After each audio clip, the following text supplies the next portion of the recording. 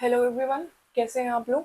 तो आज हम लोग पृथ्वी के अंदर बनी ज्वालामुखी आकृतियां देखने वाले हैं। इससे पहले हमने ज्वालामुखी आकृतियां देखी थी और हमने सामान्य सी ज्वालामुखी आकृतियां देखी थी कि कौन कौन से ज्वालामुखी कब कब बनते हैं, कैसे बनते हैं। तो चलो अभी हम देखते हैं कि पृथ्वी के अंदर कैसे कैसे जो ज्वालामुखी आकृतियां हैं वो बन रही हैं और उनका कारण क्या है। तो देखो, अब क्या है कि एक होता है मैग्मा और एक होता है लावा। तो मैग्मा क्या होता है और लावा क्या होता है। तो देखो, जब पिघली हुई चट्टानें जब तक पृथ्वी की सतह के अंदर रहती हैं तो उनको मैग्मा कहते हैं, और जब ये चट्टानें बाहर आने लग जाती हैं तो इनको हम लावा कहते हैं। ठीक है, तो मैग्मा और लावा में बस यही अंतर है। और जब मैग्मा, क्योंकि पृथ्वी की सतह के अंदर है, तो धीरे धीरे ठंडा होगा। जैसे घर में आप दाल बनाते हैं या सब्जी बनाते हैं या मान लीजिए कुछ भी बनाते हैं, तो यदि आप उसका ढक्कन खोल करके रख दें, जैसे ही आपने बनाई, तो मान लीजिए कि कभी हमें जल्दी होती है, कोई ट्रेन पकड़नी है या घर में ऑफिस जाना है या कोई भी रीज़न है जिसकी वजह से हमें खाना ठंडा चाहिए, जल्दी ठंडा करना है, तो हमारी माताएं क्या करती हैं कि उसका ढक्कन खोल देती हैं तो वो जल्दी ठंडा हो जाता है। और जैसी अवस्था, यानी कि जितनी पतली या जितनी गाढ़ी वो सब्जी या दाल बनी हुई होती है वो उतनी ही रहती है। लेकिन यदि हमने उसको नहीं उसका ढक्कन नहीं खोला, उसको ढके रहने दिया, तो फिर क्या होता है कि जो दाल बनी है या फिर जो आपने सब्जी बनाई है उसको ढके ढके ही उसको आपने अ, ठंडा होने दिया, तो फिर उसको क्या बोलेंगे। फिर उससे होगा क्या कि जो जब दाल ठंडी होगी तो वो गाढ़ी हो जाएगी, है ना। क्यों? क्योंकि आपने ढक्कन बंद रहने दिया था। तो यही रीजन है कि जब लावा पृथ्वी की सतह के बाहर होता है और वो ठंडा होकर के चट्टानों का निर्माण करता है, या उससे जब चट्टाने या क्रिस्टल बनते हैं तो बारीक क्रिस्टल बनते हैं, क्योंकि ये जो है ये जल्दी ठंडा हो जाता है। लेकिन वहीं यदि हम मैग्मा की बात करें तो ये धीरे धीरे ठंडा होता है और इसलिए इससे बड़े बड़े क्रिस्टल बनते हैं, है ना। तो बड़े बड़े क्रिस्टल बनते हैं और आग्नेय आकृतियां बनती हैं, और ये हम लोग चट्टानों में देखेंगे कैसे कैसे चट्टानें बनती हैं। तो ये आंतरिक ज्वालामुखी क्रिया है और ये बाह्य ज्वालामुखी क्रिया है। बाह्य ज्वालामुखी क्रिया तो हमें दिखाई देती है, और लेकिन जो आंतरिक है वो हमें दिखाई नहीं देती, और उनकी जो संरचनाएं हैं वो हम विजुअलाइज भी नहीं कर पाते। तो इसीलिए हम एक पीपीटी के माध्यम से समझेंगे कि उनकी संरचना आखिरकार होती कैसी है और उनको क्या क्या नाम देते हैं। बच्चों को विशेषकर नाम जो होता है उनमें बहुत कंफ्यूजन होता है, जैसे बैथोलिथ या लोपोलिथ, लेकोलिथ, फैकोलिथ, ये सारी जो टाइप्स हैं इनमें बहुत कंफ्यूजन होता है, तो उसको हम पीपीटी के माध्यम से देखते हैं। तो अब देखो, ये इनके सारे टाइप्स हैं जो हमें देखने हैं। अब देखो, बैथोलिथ। बैथोलिथ क्या होता है। बैथोलिथ जब लावा अनियमित आकार में फैल जाता है, जब एक्चुअली लावा नहीं, मैग्मा, क्योंकि पृथ्वी की सतह के अंदर ही है। तो जब मैग्मा अनियमित आकार में फैल जाता है और जम करके किसी भी आकार की चट्टान बना देता है और कैसा भी कर देता है, तो उसको हम बैथोलिथ बोलते हैं। अब देखो, आप कहोगे कि पता कैसे चल रहा है इनकी क्या संरचना है, हमने अंदर जाके तो नहीं देखा। तो देखो, इसकी जो संरचना है या ये इन किसको क्या कहेंगे ये हमें कैसे पता चलता है। जब एक बार चट्टान बन गई और उसके बाद जब अपर्दन हुआ, चाहे वो वायु द्वारा हो, चाहे वो जल द्वारा हो, चाहे हिमनदों द्वारा हो, किसी के भी द्वारा एक बार यदि अपर्दन शुरू हुआ, तो कुछ सालों के बाद ये चट्टानें पृथ्वी की सतह पर प्रकट होने लगती हैं और फिर हमें पता लगता है कि अच्छा, पृथ्वी की सतह के अंदर ऐसा ऐसा कुछ हुआ था, है ना।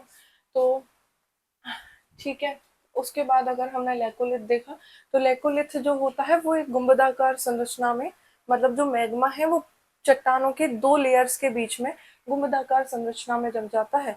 तो इसीलिए फिर इसी संरचना में यदि जम गया तो उसे हम ये लेकोलिथ बोलते हैं, क्योंकि जो मैग्मा है वो इस तरीके से चट्टानों पर ऊपर दबाव बनाता है, जो हमने पिछले लेक्चर में भी देखा था कि गुंबदाकार यानी कि लावा डोम बन रहा था। तो जैसे लावा डोम पृथ्वी की सतह के ऊपर बन रहा था, वैसे ही लावा मैग्मा डोम कह लो आप इसको, या लेकोलिथ कह लो, ये पृथ्वी की सतह के भीतर बन रहा है।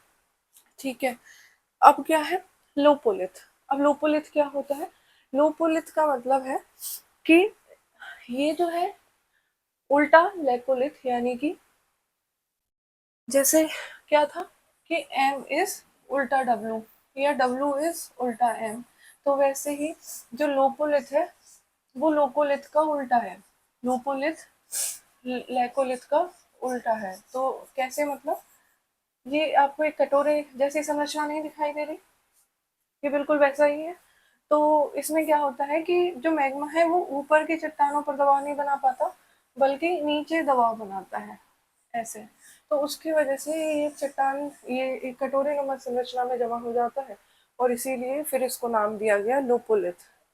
इसके बाद है फेकोलिथ। देखो इसको ऐसे याद करो कि आपने एक बॉल ली और उसको फेंक दिया, तो ये बॉल नुमा संरचना में जम जाता है, और ये वलित पर्वतों के बीच में जम जाता है। जैसे ये दो वलित पर्वत हैं और इसके बीच में ये जम गया, तो वलित पर्वतों के बीच में यदि ये इस संरचना में जम गया तो उसे हम क्या बोलते हैं, उसे हम कहते हैं फेकोलिथ।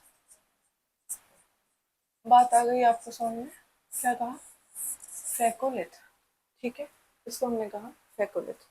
तो 4-5 टाइप जो मेन मेन थे वो मैंने बताए। इसके आगे सिल डाइक उनको और देख लेते हैं। जैसे ये देखो सिल है, तो इसके लिए मैं हमेशा एक एग्जांपल देती हूँ कि जैसे हमारे घरों में चटनी बांटने वाला सिल होता है, जिसमें हमारी माँ जो है वो चटनी बांटा करती है, और उसकी चटनी बड़ी स्वादिष्ट भी लगती है। तो जो सिल है वो कैसा होता है, वो क्षैतिज होता है ना? क्षैतिज सिल होता है ये। ऐसा ऐसा कुछ शेप होता है, कोई भी शेप का हो सकता है, वो डिपेंड अपॉन द रीजन कि कहाँ से वो आ रहा है, कहाँ वो बन रहा है। जनरली जो हमारे घरों में मिलता है वो इस प्रकार का होता है। तो इस ये जो होता है ये क्षैतिज होता है ना? अगर ये क्षैतिज है तो इससे आप रिलेट करो कि यदि जो मैग्मा है पृथ्वी की सतह के भीतर, वो यदि क्षैतिज रूप में यानी कि इस तरीके से जम गया, ये देख रहे हैं, ऐसे जम गया, तो इसे हमने कहा सिल। बात आई समझ में? इसे क्या कहा? सिल कहा। तो अब देखो मोटाई इनकी जो है वो कुछ सेंटीमीटर से लेकर कई मीटर तक हो सकती है। अपरदन के बाद प्राय सीढ़ी नुमा स्थल रूप ये बनाती है। और उसके बाद अब जो है हमारे पास सिल के प्रकार इतने महत्वपूर्ण नहीं है हमारे लिए, हमें देखना है डाइक के बारे में। डाइक क्या है? डाइक देखो, हमने सिल देखा जो क्षैतिज रूप में होता है, और डाइक जो होता है वो इस तरीके से होता है। ठीक है, ऊर्ध्वाधर होता है या फिर तिरछा होता है, कोण बनाता है। तो अब आप एक बात ये समझो कि जैसे आप डाइक को ना ऐसे डाइक से याद मत रखो, आप डाइव से याद रखो। तो जैसे जब भी गोताखोर पानी में डाइव लगाते हैं तो वो या तो तिरछी डाइव लगाते हैं या वो वर्टिकल डाइव लगाते हैं, हॉरिजॉन्टल डाइव नहीं लगाते।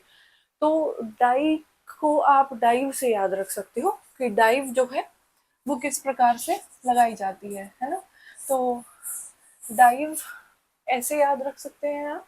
तो ये सेल डाइक, तो देखो डाइक जो है वो मैग्मा का चट्टानी संस्तरों को समकोण या तिरछा काटते हुए ऊर्ध्वाधर दिशा में जमा, उसके बाद भूपटल की दरारों और संधियों में मैग्मा भरकर ठंडा होने से निर्माण होता है। लंबाई कुछ मीटर से सैकड़ों किलोमीटर तक हो सकती है ना? और अपरदन के बाद दीवार जैसी उभरी हुई संरचना के रूप में दिखाई देती है। ठीक है, तो ये कुछ टाइप्स इंपॉर्टेंट थे जो हमें देखने थे ज्वालामुखी की आकृतियों के बारे में।